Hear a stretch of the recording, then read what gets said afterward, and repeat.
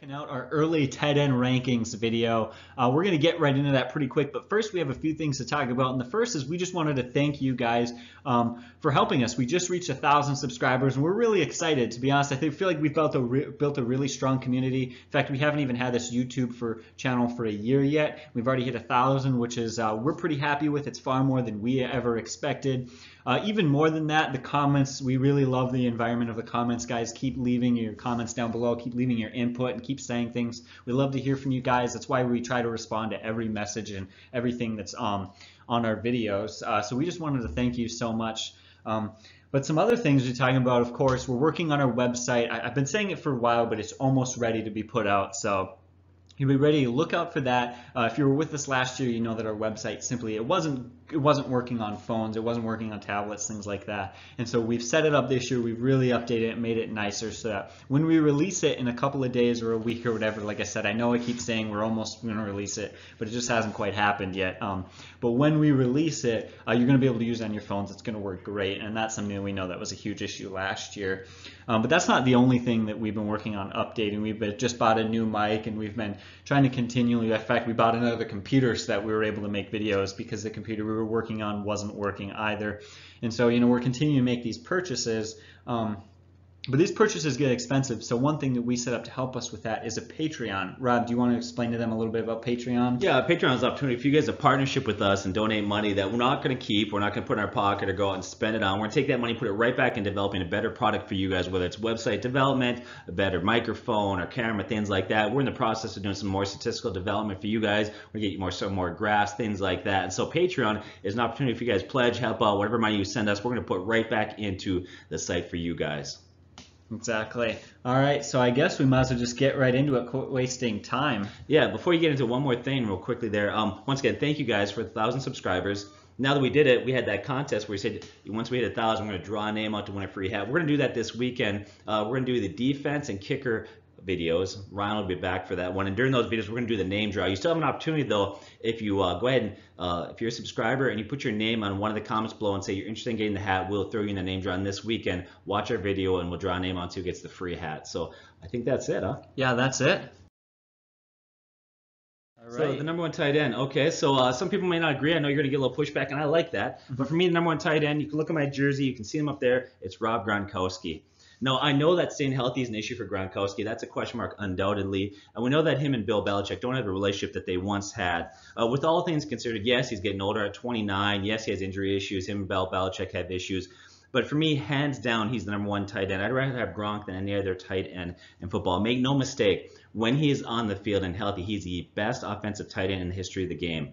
Now, when his career is finally over, he may not have the career statistics like a Tony Gonzalez. And the reason why that is he's missed a lot of games because of injuries. I think Tony Gonzalez ended up playing just have a longer career. So that might hurt his career numbers. But if you look at his per game statistical breakdown and you compare it to these other great tight ends, he crushes all of them statistically. So I'm going to give you some of the greatest tight ends that have played the game. We're going to take a look at comparison. We'll look at guys like Tony Gonzalez, Shannon Sharpe, Antonio Gates, Kellen Winslow. These guys are all Hall of Famers. They're great tight ends. I want to look at their per game averages compared to Gronkowski's, extrapolate over 16 games. You'll see just how good this guy has been when he's on the field. So Tony Gonzalez, great tight end, love the guy. What a quality guy, right? So Tony Gonzalez, you look at his per game stats, okay, average out over 16 games. Here's what he averages. He averages 78 catches, 894 yards, and 7 TDs. It's pretty good. You look at Shannon Sharpe. In his career, he averaged 64 catches, 789 yards, and 5 TDs. Antonio Gates, who he hasn't officially retired yet, but he's going to retire, and when he does, he'll be a Hall of Famer.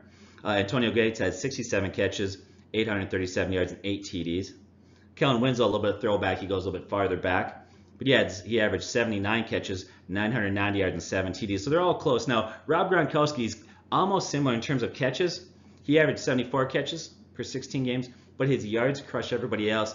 He averages 1,126 yards per season and 12 TDs. So statistically, he's way ahead of everybody else. So for me, he's my number one guy. I also think that right now, the departure of Lewis, Amendola, and Cooks is going to ensure that he gets his share of targets this year. He's really that safety valve for Tom Brady.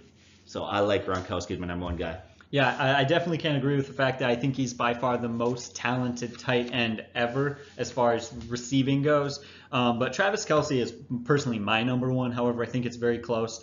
And the first reason is just health. There is no healthier tight end in the NFL than Travis Kelce. He has played for 4 seasons now, and he has only missed one game in those 4 seasons. And you know what that game was? That was Week 17 of last year when the Chiefs sat some of their starters, and he happened to be one of them. Yeah. He has not been injured once in 4 years. So healthy. He's a guy that you can rely upon, and that's huge for me because I've had some playoffs where I dominate in the regular season, or I do really well in the regular season, and I don't go anywhere in the playoffs because my best players are hurt or suspended. Or you faced that just a few years ago when Odell Beckham was suspended for 1 game, and you missed him in the championship, and that probably would have made the difference. Yeah, for lost you. the championship by a couple points. He probably would have been the difference maker, but it happens to everybody. So I really, and maybe it's just me, but I really like to be able to trust a guy and rely upon him.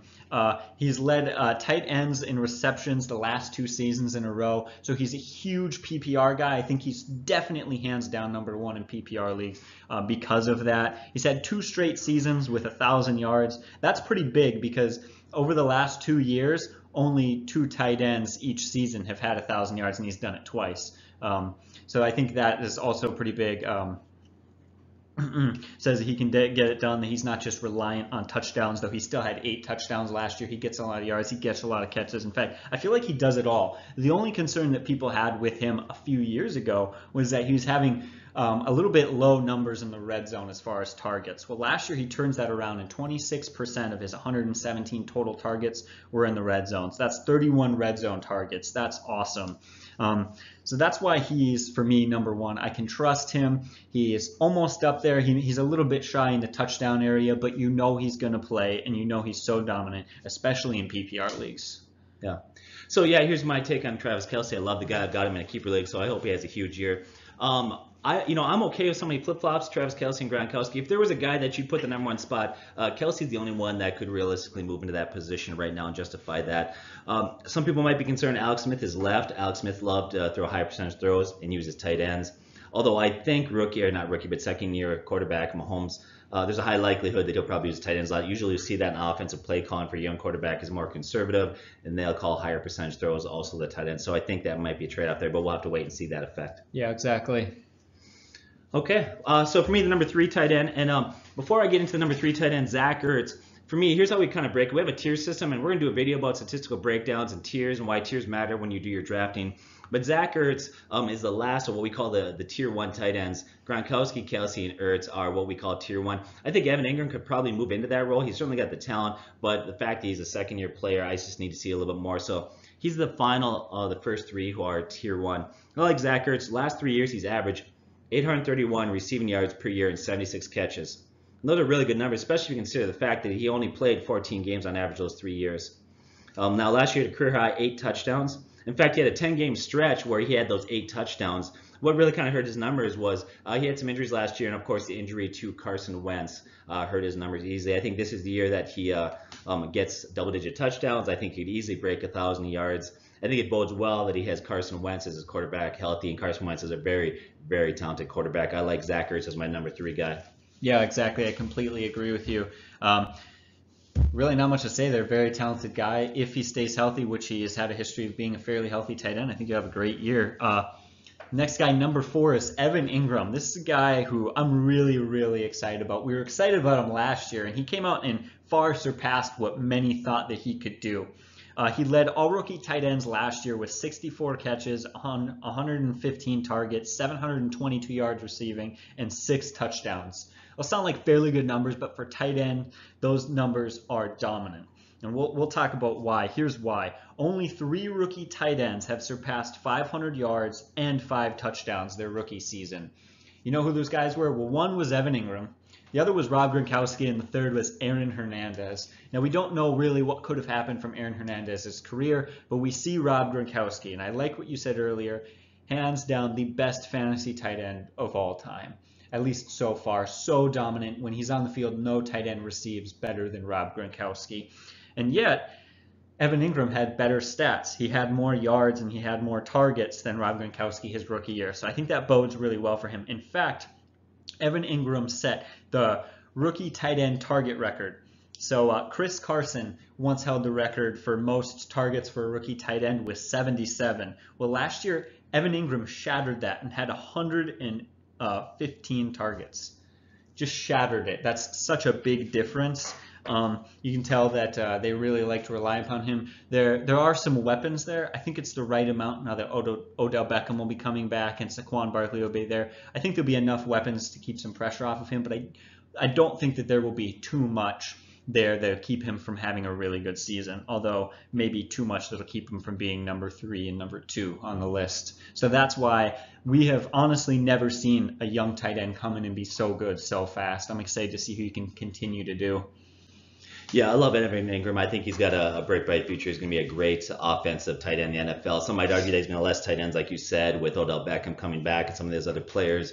But I think the trade-off there, and this is positive from his last year during a lot of the games, with Odell Beckham out, Marshall out, and even Shepard out for a while, he saw a lot of double teams. This year, that's not going to be the case. And so I think he might have a decrease in targets, but I think you could definitely see an increase in his overall production. So I like this kid. He's talented. Yeah, exactly. All right, so now you're up next. Yeah, okay, so for me, we're at the number 5 guy, and that's Hunter Henry. And here's what I'm going to say. Maybe a little exception for Jordan Reed, although there's question marks there. For me, after Hunter Henry at the top 5, there's so many question marks that I'm probably going to wait to take a tight end. So, but these first 5 guys are guys that I have a lot of confidence in this year.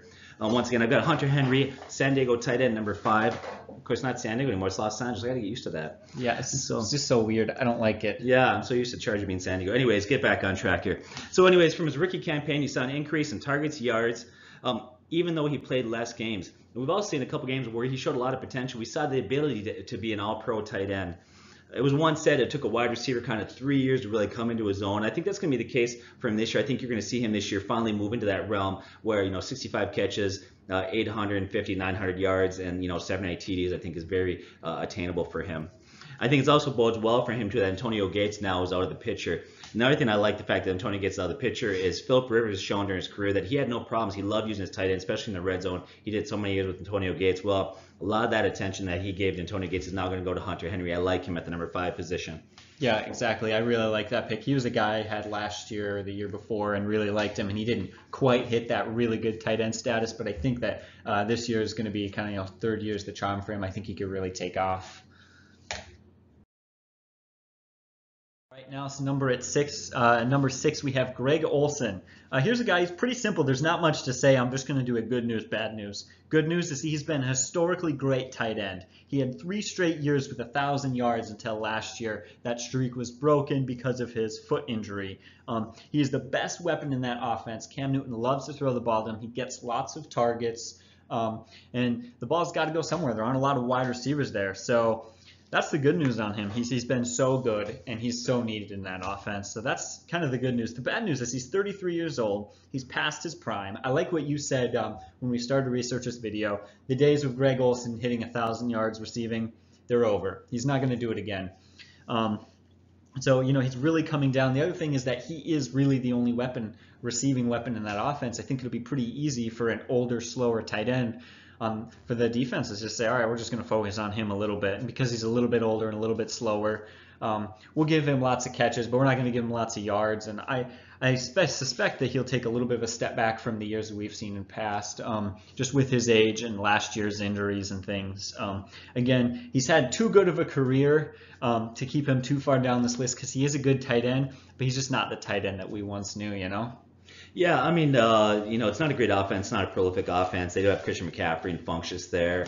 So what do you do with a guy like him who's had some good years? I think you obviously can't put him in the top 5. I'm not real confident, but I think he's a safe pick. I think he's a guy that we would describe as having a pretty high floor, but maybe a lower ceiling based on his age and the fact he's on the downside of his career. So. Yeah, exactly. If you find maybe you're in a league where you have to start a tight end, and you find that Greg Olsen has slipped and there's not a lot of talent, then he might be a great guy to pick up and put in because you know what you're getting with him. Yeah. But be careful not to reach for him because there are a lot of other more talented tight ends who are in better situations, who have better futures. But again, he's been so good for so long. I hate to hate on him because he's been really dominant for quite a while. Yeah, and I think that's what can happen. So let's say the first 5 are gone, it begins the whole kind of run. And you see it a lot in drafts where the kind of the ebb and flows happen and there'll be runs on certain positions. If let's say there's a tight end run, now the first 5 guys are gone, don't feel like you need to press the button and grab Greg Olsen. If he happens to be there later on, great, but I definitely wouldn't overpay for this guy. Exactly. Okay, so number 7, I got Delanie Walker. He's another one what I call maybe a safe but not a sexy pick. He's another guy that's got a high floor but a lower ceiling, very similar to Greg Olsen. He's a decent quality tight end, but if you take a look at even his best years weren't great per se. Now, the last 4 years, he's averaged 896 yards per season, 74 catches. That's good. But he's never been a great TD guy. In fact, his whole career, he's only averaged 3 touchdowns per season. Another thing that's concerning last year, hopefully turn around, you look at Marcus Mariota. The first 2 years, he looked pretty good at a quarterback. Last year, he took a step backwards. They do have no offensive coordinator. Maybe that'll change some things. I like Delanie Walker as a safe pick, but another guy that I think is not young anymore and has a little bit lower ceiling. Yeah, I think you said it there fairly accurate. Now move on to number 8, Jordan Reed. And here's a guy, if you haven't followed fantasy football very closely or you're new to fantasy football, you probably wouldn't know something that the rest of us know, that he used to be one of the elite tight ends. In 2015, he showed us just how talented and how good he could be. He had 952 receiving yards, 87 catches, and 11 touchdowns in only 14 games. And when that happened, people thought this guy's great. There were a lot of people who were even ranking him above Gronkowski, and this was before Travis Kelce was this big name that people loved as well. And so it was like, Jordan Reed, he's the man. He could be the number 1 tight end. But then injuries plagued him, and we really haven't seen him since. And that's the biggest problem with him, the reason he's at number 8. In his 5-year NFL career, he has not played a single season healthy. He has been injured every single year, and most of those injuries have been for over half of the season. And so you're really just not seeing him enough to really get those numbers again, and that's the big problem. Again, unbelievably talented, great receiving tight end. Those are our concerns. Another positive, though, is that they just got Alex Smith at quarterback. He's moving over from Kansas City, where he's used to throwing to Travis Kelce. He's used to having that kind of safety blanket to check down to. I think that could really help Jordan Reed. But then again, they also have Vernon Davis, which again limits his value because he is able to take some catches and take some targets. So Jordan Reed's a guy you could take a shot on if you wanted. If you were late in the draft and there was no tight end out there that you really wanted or you really trusted, maybe take a shot on Jordan Reed. But he's really hit or miss depending on whether or not he's healthy. Yeah, he definitely is a guy you'd roll on your dice with. He's fallen pretty far in mock drafts, usually about 8 to 12 range as far as tight ends taken. So if you want to take your chances, you can get him later on and load up on your bench. Now, the one thing I would say, I'm not a huge advocate of handcuffing tight ends and wasting a bench spot. I love using my bench for my running backs and wide receivers and just loading up on talent. But if you're willing to take that chance on him, we would strongly recommend that you handcuff him with Vernon Davis. Exactly. Yeah. So now you're up for number 9, Kyle Rudolph. Number 9, yeah. So this is going to kind of begin what we call our tier 3 tight ends. And Kyle Rudolph is our number 9 guy. With Kyle Rudolph, it's what you see is what you get. He's a steady producer, has another high floor, but a lower ceiling, very similar to the previous guys that we had mentioned. Now, his value is lower in Standard League. The reason why it's lower in Standard League, he's never been a big yardage guy. Okay, just throughout his career he has, and he's had one really good year. We had 800 plus yards, but you take that out of there and you look at his average. He's only averaged 450 receiving yards per season. Now, his high mark was in 2016, where he had 814 receiving yards. And that year, Sam Bradford was his quarterback. And that was the year Sam Bradford set the record, the completion percentage record. Sam Bradford loves to play close to the vest, throw high percentage throws, so he uses tight end a lot that year. Take that year out of there, he's been average at best. I will say this, and this is what bodes well for him. His last 3 years, he's averaged 7 touchdowns per season. That's not bad. Now, he does get Kirk Cousins as his quarterback, so how's that going to affect him? Honestly, I don't think it's going to have an adverse or a negative effect or positive effect. I think it's kind of a wash in terms of that. I think Kirk Cousins is going to have a good year. I think he's a quality quarterback. I don't think it's going to affect Kyle Rudolph's numbers that much, so we got him as a safe pick at number 9, but not a great pick overall.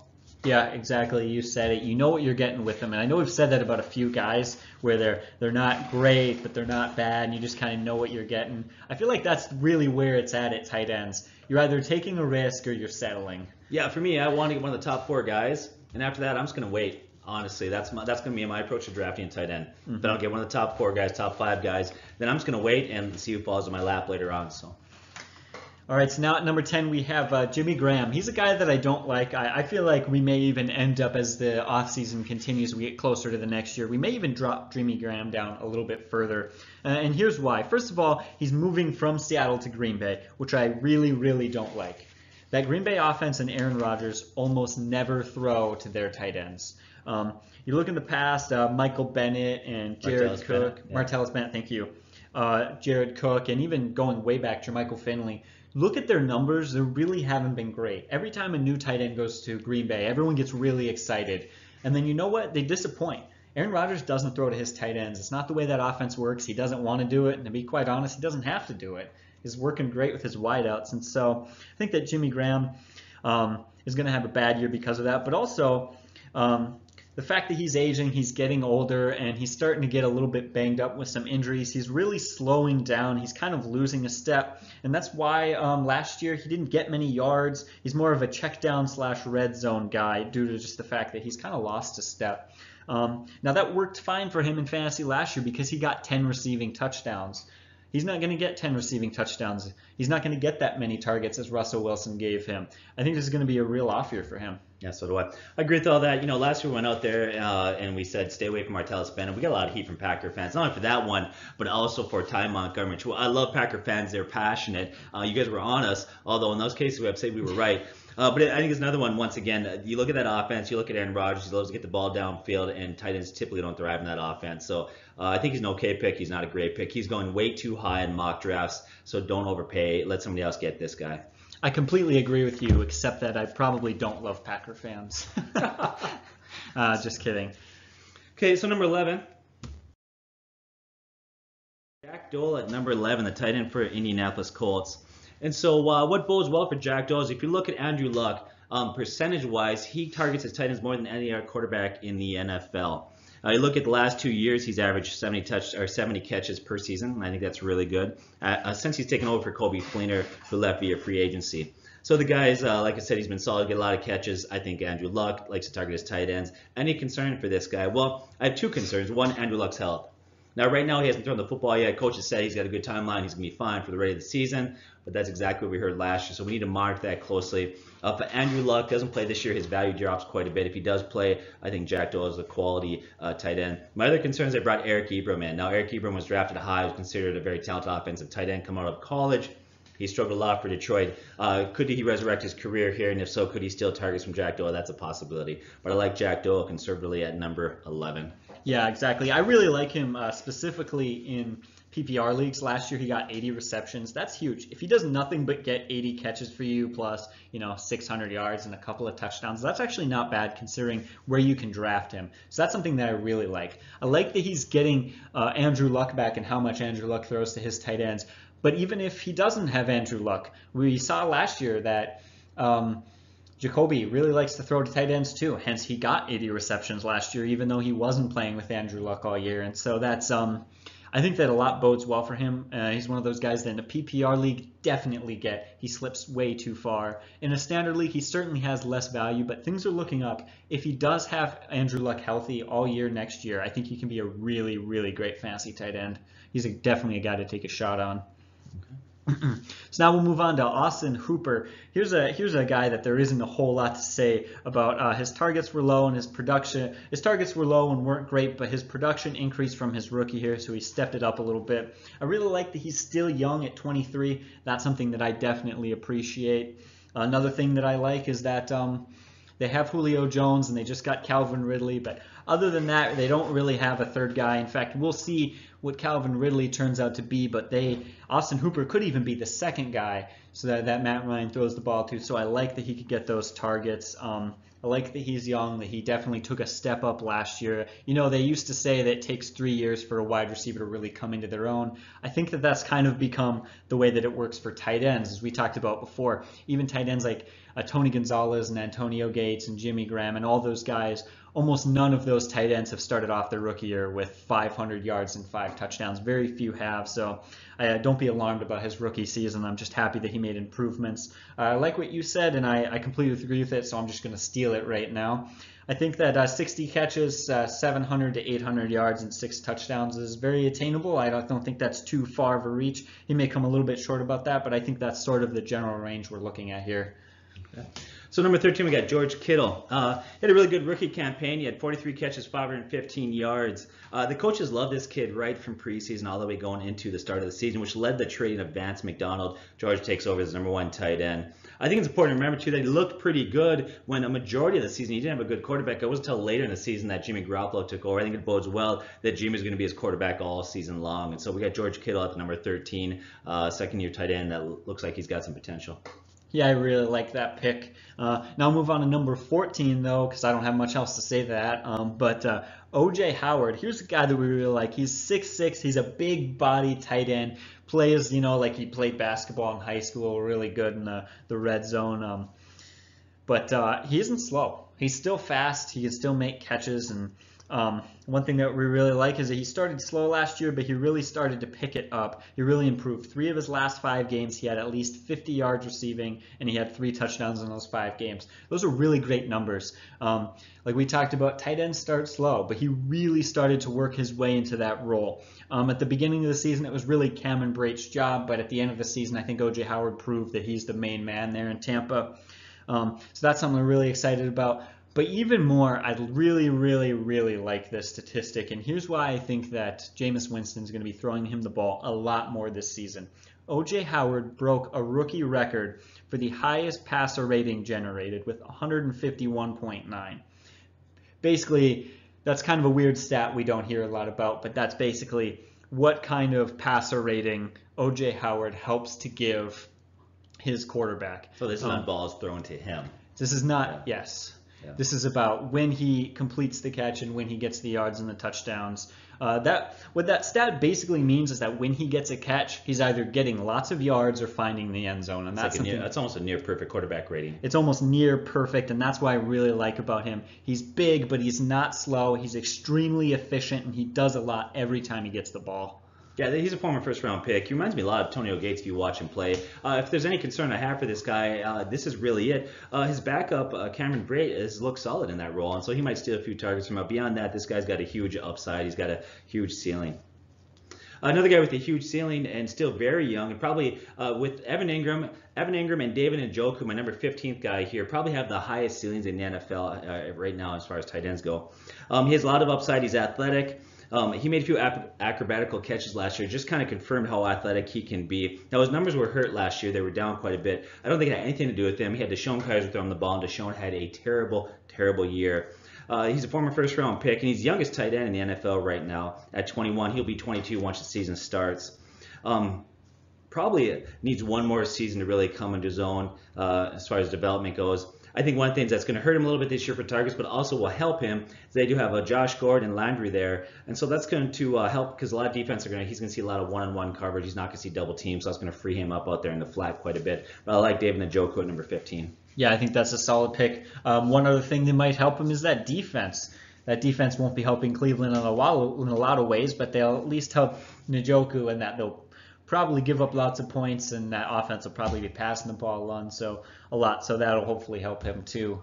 But again, because of the quarterback situation, that's why he's as low as he is.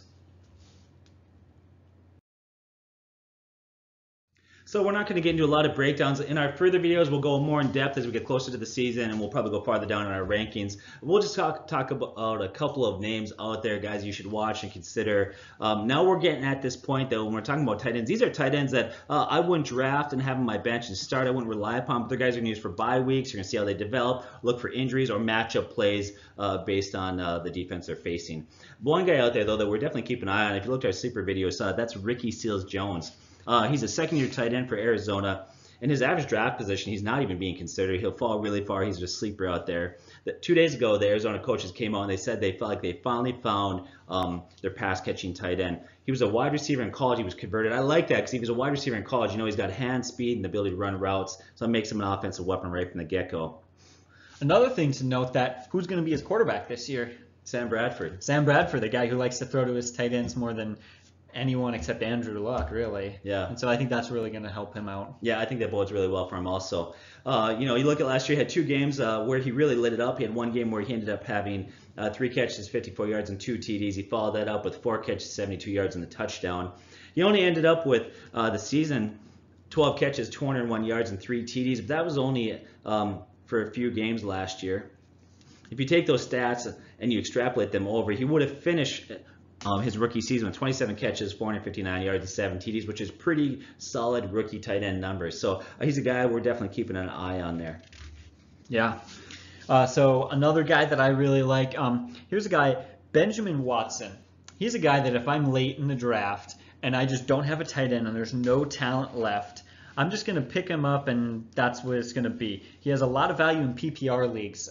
Despite the fact that Drew Brees had statistically what for him was an off season last year, he still had 61 receptions last year, over 500 yards, and a couple of touchdowns. I think that if Drew Brees bounces back a little bit more, so will Benjamin Watson. He's old, he's not great, but if you're late in the draft and you just need some guy to fill in your weak position, which happens to be tight end, I think Benjamin Watson can get the job done there, especially in a PPR league.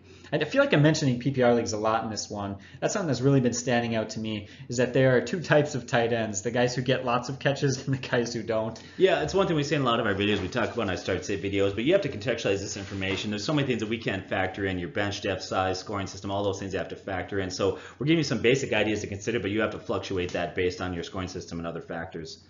Two other guys to mention real quick. We're not going to talk about them, but we already talked about them in other videos, so you can go watch them. If you want to hear about Hayden Hurst, you did a video called Fantasy Football NFL Draft Impact 2018, which is about the rookies, these guys coming out, where you talk about Hayden Hurst and what he might do this year, what he might not do. Another guy is Trey Burton. We did our sleeper video and Ryan talked about Trey Burton, so go to our latest early sleeper video, our sleeper part 1 or whatever it's called, and check that out, and you can see what we think about him. He's a guy that we like. Yeah, it's interesting. Chicago actually gave him a pretty large contract, and that bodes well for him. And so I know Ryan's big on that guy. Listen to what Ryan had to say. I look at some other guys out there. We've got Jared Cook. I look at Jared Cook as really a plug and play matchup for bye weeks, things like that. Got Eric Ebron. Well, like we said, he's now playing for Indianapolis. Right now, he currently sits as a backup. Think about Austin Seferian-Jenkins right now, but he's playing for Jacksonville. Jacksonville's going to win. They're not a high-powered offense. They're going to win on defense, running the ball. Charles Clay is another guy who is, I think, for me, a plug and play. He's not a bad tight end. He's not a great tight end. Cameron Braid, I like him. The problem with it is he sits as number 2 guy, but if there were to be an injury to O.J. Howard, or if he were to get traded, something like that, or released, I don't see him getting released. He's a guy you definitely want to look at, but right now he's definitely limited. Yeah, I was just going to say that, so now I'm all thrown off. I'm not sure what to say. Another situation is, what about Cincinnati with Tyler Eifert and Tyler Kroft? They're both talented tight ends who, in the seasons which they're healthy, get a lot of touchdowns. They take enough stats from each other that I wouldn't really want to pick up either one. But if one of them got hurt and just left the other one to play the whole season, then I think they become a valuable fantasy tight end. Yeah, Tyler Eifert's interesting. You know, he's kind of a TD machine. He's got a big body at 6'6". That bodes well in the red zone. He's got less value in standard leagues. He's got less value in PPR leagues or leagues that highly value yardage. If you look at the season between 2015 to 2016, he averaged 0.86 TDs per game over 16 games. That turns out to be an average of 14 touchdowns every 16 games. That's really good when he's on the field if he can stay healthy. Yeah, so I think that's about it. I don't have anybody else that I particularly want to talk about. Is there somebody else you want to mention before we close? You know, like I said, we're pretty early in the season. We're going to go back. We'll do this video. We're going to get in a lot more depth, talk about a lot more guys. But tight end is one that we would say, if you're not getting a top tight end, don't stretch, don't waste it. Do a plug and play. We'll do a matchup play. If you watch our start sit videos from week to week, we'll give you some good advice on that. But watch for our follow-up in this video. We'll give you more information. Yeah, I couldn't have said it better than that. Thank you guys for checking our video. As always, leave a comment and tell us what you think. Like the video if you enjoy it, and subscribe for more content.